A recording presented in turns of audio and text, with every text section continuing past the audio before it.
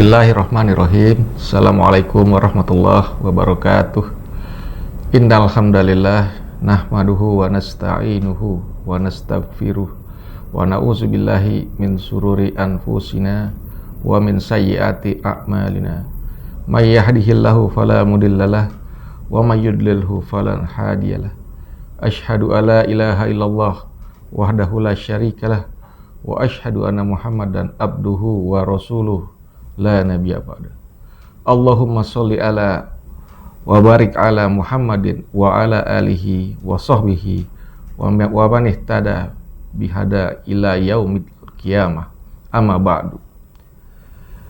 Bapak-bapak, ibu-ibu yang dirahmati oleh Allah Subhanahu wa taala. Kehidupan kita di dunia memang penuh dengan ujian, seperti yang Indonesia alami saat ini. Banyak bencana alam setiap tahun yang melanda Indonesia.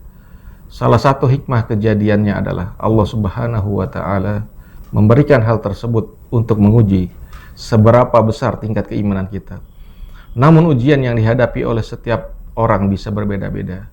Ada yang diuji dengan hartanya, anak-anaknya, keluarga, jabatan, dan lain sebagainya. Yang jelas tidak ada satupun manusia di dunia ini yang benar-benar bebas dari masalah. Semua dengan ujiannya masing-masing dan porsinya masing-masing. Disitulah letak keadilan Allah Subhanahu wa ta'ala. Hal seperti ini yang disampaikan oleh Allah Subhanahu wa ta'ala dalam ayat berikut.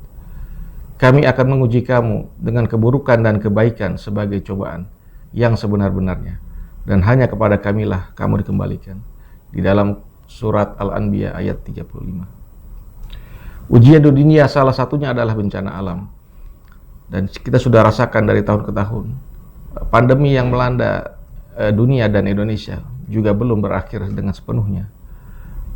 Walau tidak secara langsung kita mengalami hal tersebut, namun tentu disitulah kita diuji apakah kita mampu untuk berempati dan ikut membantu saudara-saudara kita yang terkena musibah.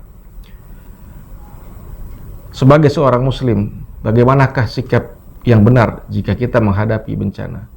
Khususnya di negeri kita sendiri, yang menjadi korban adalah saudara-saudara kita, sebangsa dan setanah air. Apalagi ada banyak bencana alam di tahun 2021-2022 ini. Berikut adalah penjelasan yang bisa kita pelajari dan kita bisa tarik hikmahnya dari kejadian yang kita alami selama ini. Sebagai seorang muslim, kita yang pertama harus ikhlas menerima setiap ujian dan kejadian.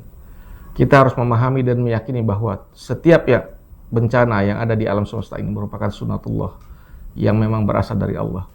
Semuanya berjalan di atas hukum aturan, hukum alam. Nah, bencana alam yang terjadi, semuanya terjadi bukan tiba-tiba, tapi ada melalui suatu proses, ada aturannya. Dan tidak semuanya bisa dipahami oleh manusia. Terkadang dengan akal manusia yang serba terbatas, manusia tidak mampu untuk menghindari dengan sempurna. Namun semua hal yang Allah ciptakan tersebut juga merupakan peringatan terhadap manusia. Di dalam surat An-Nahl ayat 17, Allah Subhanahu wa ta'ala berfirman, dan dia menundukkan malam dan siang, matahari dan bulan untukmu, dan bintang-bintang yang ditundukkan dengan perintahnya. Sesungguhnya pada yang demikian itu benar-benar ada tanda-tanda kekuasaan Allah Subhanahu wa ta'ala bagi kaum yang memahaminya. Nah, semua yang terjadi yang kita alami adalah bentuk ketaatan dan kepatuhan dunia kepada Allah Subhanahu wa ta'ala. Semuanya terjadi karena hukum yang telah Allah gariskan. Ketentuan Allah meliputi semua yang terjadi di muka bumi, baik hal yang menyenangkan bagi manusia maupun hal yang tidak menyenangkan. Namun sebagai umat Islam, kita harus ikhlas dalam menerima setiap kejadian tersebut. Bagaimanapun kita tidak bisa mengubah hukum dan ketetapan yang telah Allah buat. Yang kedua yang bisa kita ambil hikmahnya adalah sebagai langkah untuk evaluasi. Di dalam sebuah ayat Allah Subhanahu wa ta'ala menyampaikan bahwa kerusakan di muka bumi ini bisa terjadi karena ulah tangan manusia. Bisa jadi manusia merusaknya karena kezaliman dan dalam memperlakukan alam, sehingga yang terjadi adalah kerusakan. Seperti yang dikatakan dalam surat Ar-Rum ayat 41. Telah tampak kerusakan di darat dan di lautan disebabkan karena perbuatan tangan manusia, supaya Allah merasakan kepada mereka sebagian daripada akibat perbuatan mereka, agar mereka kembali ke jalan yang benar. Ketika ada bencana alam terjadi, Sudah sepatutnya kita mengevaluasi diri kita, apakah selama ini kita sudah benar-benar menjaga dan memelihara alam dengan baik. Jangan sampai kita menyalahkan Allah Subhanahu wa Ta'ala, atau dalam bahasa lainnya kita kufur terhadap nikmat yang Allah berikan dan menyalahkan alam atas kejadian tersebut. Misalnya saja pada saat terjadi banjir, kebakaran hutan, kabut asap, semua yang terjadi karena hukum Allah. Dan ditambah lagi yang terakhir adalah pandemi COVID-19. Ini juga menjadi bagi kita semua ya, pelajaran. Pantaslah jika Allah Subhanahu wa Ta'ala memperingati kita dalam ayat surat Al-Baqarah ayat 30. Dan ingatlah ketika Tuhanmu berfirman kepada para malaikat, "Aku hendak menjadikan khalifah di muka bumi."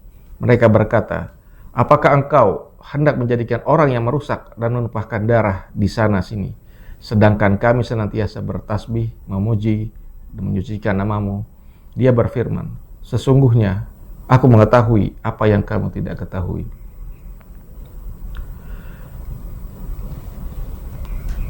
Bapak dan Ibu yang dimuliakan oleh Allah Subhanahu wa Ta'ala, sudah sepantasnya kita mengevaluasi diri kita.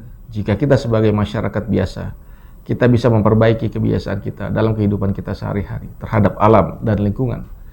Jika kita sebagai orang yang berkuasa diberikan amanah oleh Allah, maka kita harus gunakan untuk mengevaluasi dan memperbaiki sistem yang sudah kita lakukan, yang sudah dijalankan selama ini oleh manusia. Apakah sudah benar-benar thayyibah dan bermanfaat? Hikmah yang ketiga yang bisa kita ambil adalah menghindari wabah dan bencana. Pada saat bencana, sikap seorang muslim sudah seharusnya untuk menghindarinya, bukan berdiam diri dan pasrah dengan keadaan. Jika kita bisa berbuat sesuatu untuk banyak orang, maka lakukanlah. Allah Subhanahu wa Ta'ala pun memperingati agar kita tidak melampaui batas, agar bumi ini bisa terjaga dengan baik, seperti yang disampaikan dalam ayat surat Asy-Syura ayat 151 dan 152. Dan janganlah kamu menaati perintah orang-orang yang melampaui batas, yaitu mereka yang berbuat kerusakan di muka bumi dan tidak mengadakan perbaikan. Untuk itu kita diperintahkan untuk senantiasa menjaga keadilan, keseimbangan di muka bumi, seperti yang juga tercantum dalam ayat berikut. Dan janganlah kamu merugikan manusia dengan mengurangi hak-haknya, dan janganlah berbuat kerusakan di muka bumi. Di dalam surat Asy-Syura ayat 183. Hikmah yang keempat adalah kita diharapkan tidak melakukan hal-hal yang memancing bencana yang lebih besar. Ya, belajar dari apa yang sudah terjadi di masa yang lampau. Jadi jika bencana itu sudah terjadi, maka sudah sepatutnya kita tidak memancing murka Allah Subhanahu wa Ta'ala dengan melakukan hal-hal yang memperburuk keadaan. Penyelesaian bencana harus dilakukan secara rasional dan berdasarkan ilmu pengetahuan yang benar, yaitu oleh ahlinya. Selain itu, janganlah kita juga berbuat syirik atau meminta kepada selain Allah pertolongan kepada hal-hal yang syirik. Di saat seperti itu, maka kesempatan kita untuk memohon dan meminta kepada Allah Subhanahu wa Ta'ala dengan sebaik-baiknya untuk mendapatkan perlindungan, ketentraman, dan kedamaian. Kita memohon kepada satu-satunya Tuhan di semesta alam ini, bukan kepada hal yang lain yang mengundang sikap menyekutukan Allah Subhanahu wa Ta'ala. Selain itu, di dalam sebuah ayat Allah juga menyampaikan bahwa ciptakanlah rasa takut kepada Allah, berdoalah, dan janganlah kita berbuat kerusakan di muka bumi. Dan janganlah kamu berbuat kerusakan di muka bumi setelah diciptakan dengan baik. Berdoalah kepadanya dengan rasa takut dan penuh harap. Dalam surat Al-A'raf ayat 56. Sesungguhnya rahmat Allah sangat dekat kepada orang-orang yang berbuat kebaikan.